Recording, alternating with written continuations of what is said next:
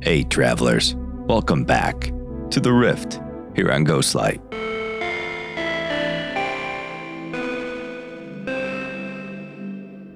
As you may know by now, on Sunday I had the privilege to sit down with Captain Steve, Professor Cynical, Kurt from the No Man's Sky Assistant app, and Dread from Adventures with Dread to discuss the lore of No Man's Sky.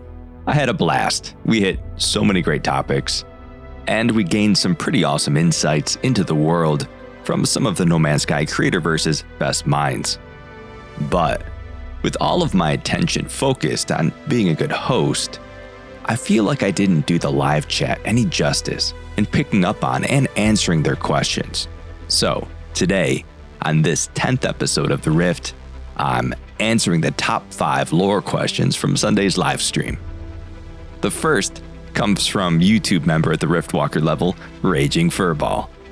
Furball asks, could LETO be the missing dreamer? Now, this question is referring to the events of Waking Titan Season 2, wherein a small cohort of players beta testing a new neurological interface called WARE gets stranded in the simulation, and we, the Citizen Scientist Division, had to work together to get them out. In that, there were 12 dreamers who were all identified by their first names. Suspiciously, one dreamer's file was corrupted and unreachable. They were known only by a number 2311876661 Tango. Now, because the Citizen Scientist Division was unable to retrieve them from the satellite, they are likely still trapped in the simulation somewhere, with their identity still unknown to us as well. Now, I spoke about this briefly in a previous episode of The Rift, linked above. So, could this be LETO? Well, based on the iteration number alone, I'd say no. Now, we know that the player character shares an iteration number with LETO, varying only in the final digit, X-ray instead of Golf. Now, sequentially, this doesn't really make sense, as previous iterations found in the appearance modifier have a similar iteration number going from 4924 Alpha to 4924 Bravo, etc. Now, this seems to indicate there's some kind of method to the madness, but we don't really know if this means anything at all. Now, LETO having an X would mean they fall after the player, which would be impossible because we are, supposedly, the last traveler. But if you ignore this, or if the dreamer was transferred and rebooted as another iteration, then yes, it's entirely possible. And as always, Hello Games plays it fast and loose with the lore, so they could always retcon this in. But another question might be, if LETO isn't the missing dreamer, still trapped inside the simulation, then who is?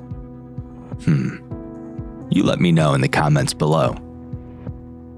The next one comes to us from Tolstar. He writes, Null is probably in the world of glass with the Void Mother.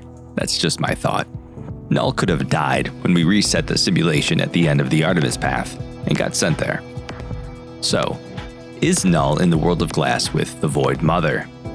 Well, this one is tricky.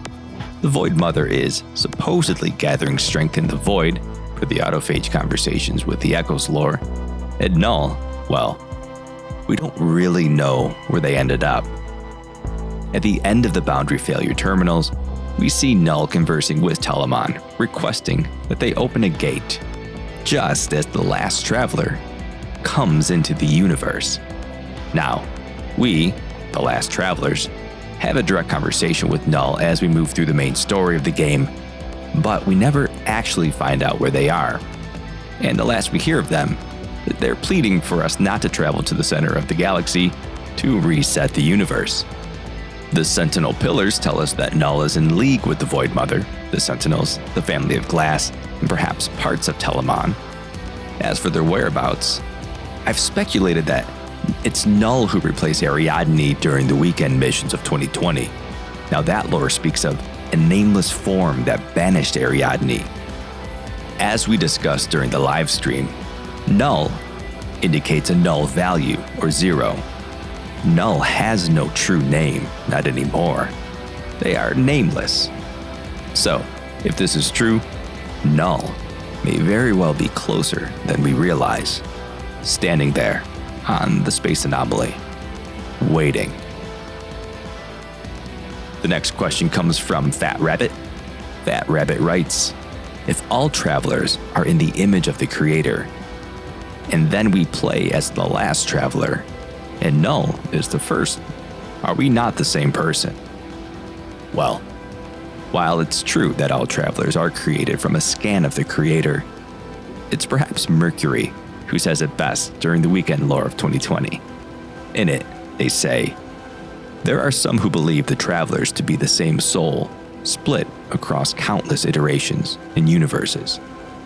So while we share a soul, presumably that of the Atlas's creator, we are not in fact the same person. Bonus question from Fat Rabbit. Probably a stupid question, but what's the difference between the travelers and the anomaly races? Well, first off, not a stupid question. In fact, if you've ever taken the time to Google this, you'll see that there's clearly no answer out there. Some of the online resources get this incorrect, which just kind of sows confusion. Here's my best answer. The travelers are a race of beings, each generated into the simulation from a scan of the Atlas's creator, as we discussed. Each with their own iteration number and, in some cases, a name. Names like Artemis, Apollo, Null, Ariadne, Helios, Eros, Selene, Hesperus, Asteria, LETO, and so on. They are all travelers, and you can choose their appearance under the traveler race in the appearance modifier. Now, anomalies, these are also travelers, but they are multiversal iterations of the last traveler. More specifically, these are the players, all with the same iteration number. They're only visible to one another when the boundaries failed and the walls between universes fell. The players are the anomalies. Think of this as a sub-race of travelers. Now, this is confusing and requires a little bit of suspended disbelief. But remember, the main story of No Man's Sky started with Atlas Rises in 2017, and multiplayer truly wasn't introduced until Next in 2018. So from August 2017 to July of 2018, the player character was the lone anomaly amongst the travelers, which makes a little more sense to me. The next question comes from Sully Kiwi. Sully Kiwi asks, where do the outlaws fit into all of this? The voice of freedom? Who is the voice? So, this question is referring to the missions that accompanied the Outlaws update.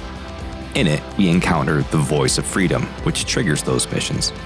During that questline, we encounter many NPCs who are in defiance of the Atlas and say that they speak with one voice. But the voice of freedom is referred to as its own separate entity, responsible for unifying these pirates in defiance of the Atlas, but one that's never truly identified.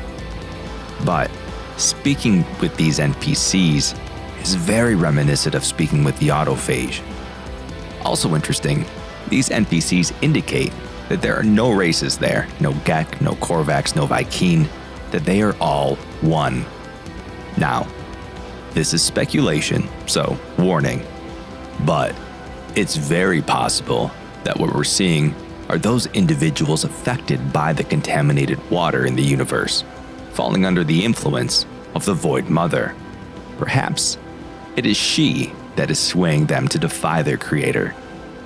Another interesting detail is that when visiting pirate stations, if you listen closely, you hear a very subtle sound that's very similar to the sound of the crystals on Dissonant Worlds. This may be the voice of freedom, the voice of the Void Mother, a direct result of the Sentinels contaminating half of the universe's water and contaminating anybody who drinks from it. Great question, Sully. Though I've talked about how life in the simulation could be falling victim to this contamination, I hadn't yet considered that this was a possible outcome. All right. Final question. Butters Gaming asks, do we have royalty yet? We have royal tools and ships. Well, this is very true. Also, this is something that I looked into some time ago, while building a world for the comic I've been working on. Now, the story here is this: there is none. While this is definitely something in the game, the name Royal was given by the player community and it just kind of stuck. So maybe this will get retconned into the lore, but we'll see. And that's it. I hope you enjoyed this episode of The Rift. A big shout out to my YouTube members on the Rift Walker level, Miss Merc and Raging Furball. And as always, sweet Rift Walkers, I'll see you tonight.